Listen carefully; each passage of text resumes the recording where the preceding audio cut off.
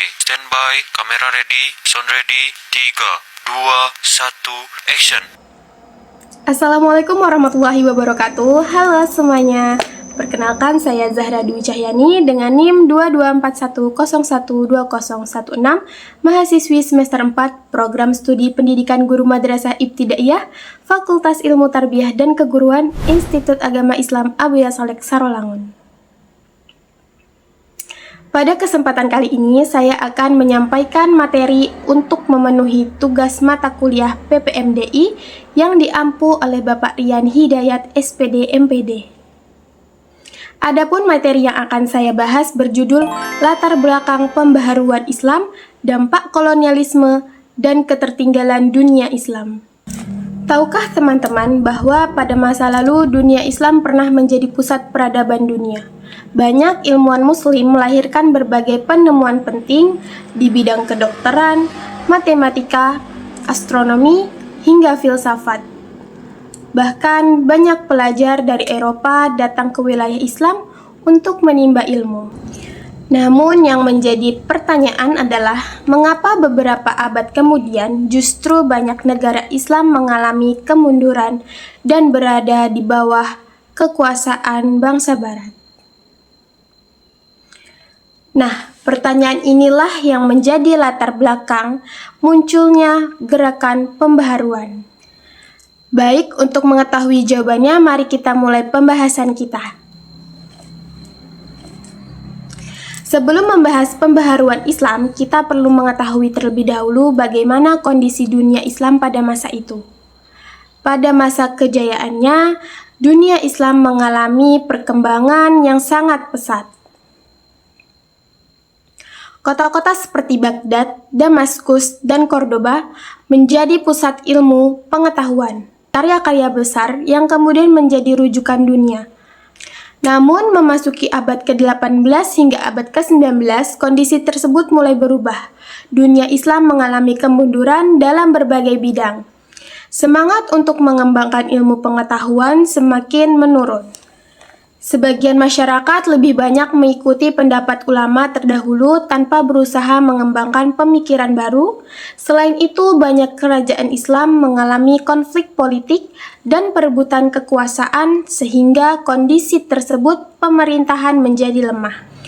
Di sisi lain, negara-negara Eropa justru mengalami kemajuan yang sangat pesat melalui revolusi industri. Mereka berkembang dalam bidang ilmu pengetahuan, teknologi, ekonomi, hingga militer. Akibatnya, jarak kemajuan antara dunia Islam dan Barat semakin jauh. Nah, ketika suatu bangsa sedang mengalami kelemahan, sedangkan bangsa lain berkembang sangat pesat, menurut teman-teman, apa yang mungkin terjadi? Salah satu jawabannya adalah bangsa yang lebih kuat akan berusaha memperluas pengaruh dan kekuasaannya. Hal inilah yang kemudian melahirkan kolonialisme. Selanjutnya kita akan membahas dampak kolonialisme terhadap dunia Islam. Kolonialisme adalah upaya suatu negara untuk menguasai wilayah lain dengan tujuan memperoleh keuntungan politik, ekonomi, maupun sumber daya alam. Bangsa-bangsa Barat seperti Inggris, Belanda, dan Prancis mulai memperluas kekuasaannya ke berbagai wilayah Islam. Awalnya mereka datang sebagai pedagang, namun seiring berjalannya waktu berubah menjadi penjajah. Lalu apa saja dampak yang ditimbulkan? Yang pertama adalah dalam bidang politik. Banyak kerajaan Islam kehilangan kedaulatannya. Pemerintahan berada di bawah kendali bangsa penjajah, sehingga masyarakat tidak lagi bebas menentukan kebijakan bagi negaranya sendiri.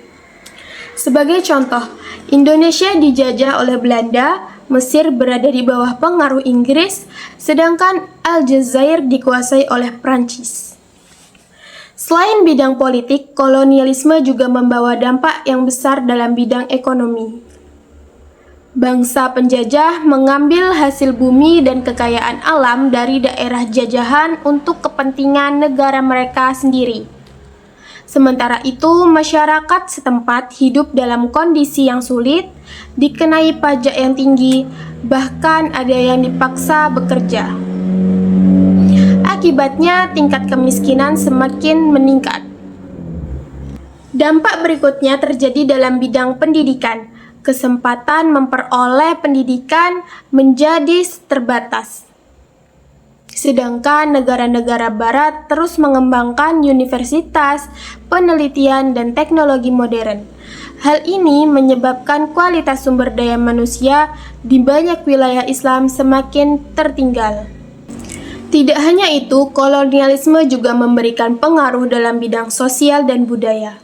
Masuknya budaya barat membawa berbagai perubahan dalam kehidupan masyarakat. Sebagian masyarakat mulai kehilangan rasa percaya diri karena menganggap bangsa barat lebih maju dalam segala bidang. Padahal jika kita melihat ajaran Islam sendiri, agama ini justru sangat mendorong umatnya untuk menuntut ilmu, berpikir, dan terus berkembang.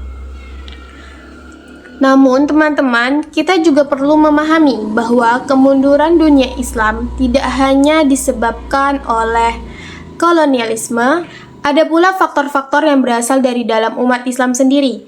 Misalnya, lemahnya persatuan umat, menurunnya semangat belajar dan meneliti, berkembangnya sikap taklid tanpa kajian yang mendalam, serta konflik politik yang berkepanjangan.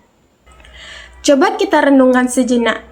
Jika suatu masyarakat berhenti belajar dan berhenti berinovasi, apakah mereka mampu bersaing dengan masyarakat lain yang terus mengembangkan ilmu, pengetahuan, dan teknologi? Tentu akan sangat sulit.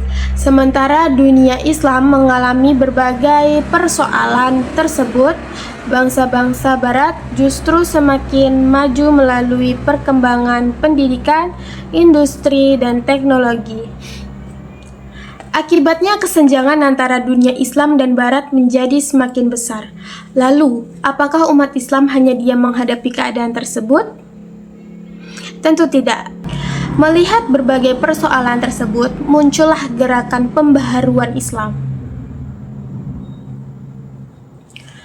Para tokoh menyadari bahwa umat Islam harus bangkit dari ketertinggalan. Namun, pembaharuan yang mereka lakukan bukan berarti mengubah ajaran Islam. Sebaliknya, mereka mengajak umat Islam untuk kembali kepada Al-Quran dan Sunnah sebagai pedoman hidup, sekaligus mendorong umat agar mengembangkan ilmu pengetahuan, pendidikan, ekonomi, dan teknologi. Tokoh pertama yang akan saya sebut adalah Jamaluddin Al-Afghani. Beliau dikenal sebagai tokoh yang mengajak umat Islam untuk bersatu dalam menghadapi penjajahan. Menurutnya, persatuan merupakan salah satu kunci agar dunia Islam dapat bangkit kembali.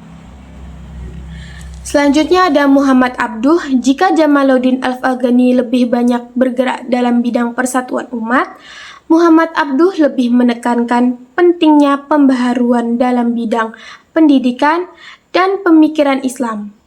Beliau berpendapat bahwa umat Islam perlu menguasai ilmu pengetahuan modern tanpa meninggalkan ajaran agama.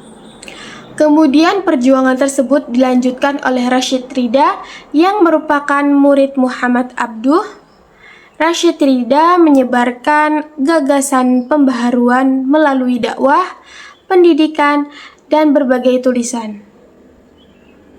Pemikirannya memberikan pengaruh yang cukup besar terhadap perkembangan pendidikan Islam di berbagai negara, termasuk Indonesia. Baik teman-teman, setelah kita membahas seluruh materi, sekarang saya akan menyampaikan beberapa poin penting sebagai kesimpulan. Dapat kita pahami bahwa munculnya pembaharuan Islam dilatar belakangi oleh dua faktor utama. Yang pertama adalah faktor eksternal, yaitu kolonialisme barat yang menyebabkan banyak negara Islam mengalami kemunduran dalam bidang politik, ekonomi, dan pendidikan. Sedangkan yang kedua adalah faktor internal, yaitu menurunnya kualitas pendidikan, lemahnya persatuan umat, berkurangnya semangat mengembangkan ilmu pengetahuan, serta berbagai konflik yang terjadi di dalam dunia Islam. Melalui gerakan pembaharuan, para tokoh Islam berusaha membangkitkan kembali semangat umat agar kembali berpegang pada Al-Quran dan Sunnah, meningkatkan kualitas pendidikan, mengembangkan ilmu pengetahuan, serta mampu menghadapi perkembangan zaman. Sebagai mahasiswa, kita dapat mengambil pelajaran bahwa kemajuan suatu bangsa tidak hanya bergantung pada kekayaan alam, tetapi juga ditentukan oleh kualitas sumber daya manusia, pendidikan, semangat belajar, kemampuan berinovasi, serta kemauan untuk terus memperbaiki diri. Melalui pembahasan ini, kita juga belajar bahwa kemunduran bukanlah akhir dari sebuah peradaban. Justru dari berbagai tantangan tersebut lahirlah tokoh-tokoh yang berusaha membawa perubahan dan membangkitkan kembali semangat umat Islam. Semoga kita sebagai generasi muda dapat meneladani semangat mereka dengan terus belajar, berpikir kritis, dan memberikan kontribusi positif bagi masyarakat. Demikian materi yang dapat saya sampaikan. Terima kasih atas perhatian teman-teman semua. Mohon maaf apabila terdapat kekurangan dalam penyampaian. Saya akhiri. Wassalamualaikum warahmatullahi wabarakatuh.